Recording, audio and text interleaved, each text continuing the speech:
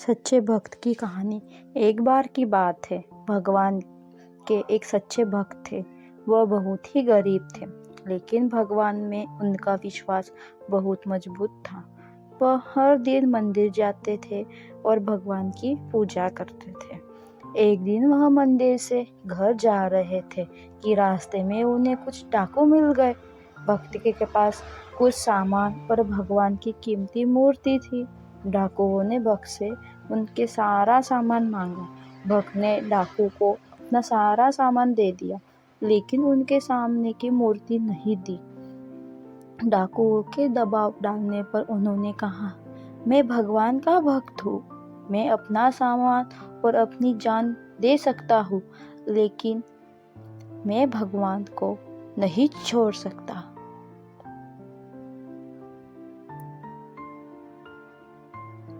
डाकू भक्त की बात सुनकर हैरान रह गए।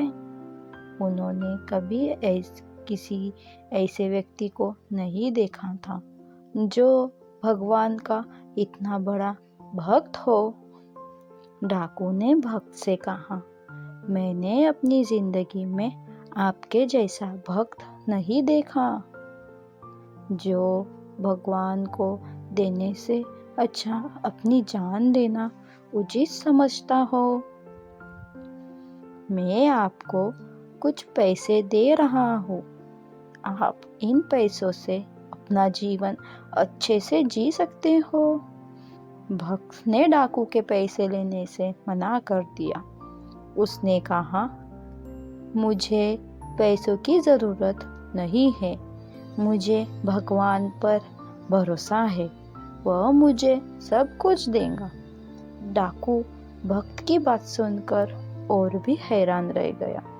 उसने कभी किसी ऐसे व्यक्ति को नहीं देखा था जो भगवान का इतना बड़ा भक्त और ईमानदार हो।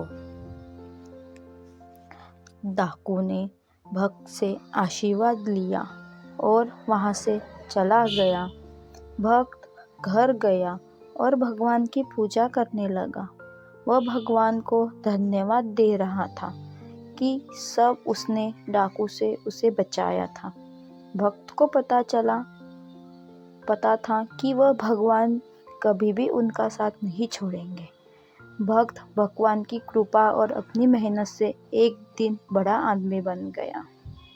तो दोस्तों, हमें इस कहानी से ये शिक्षा प्राप्त होती है कि हमें हमेशा भगवान पर भरोसा रखना चाहिए, चाहे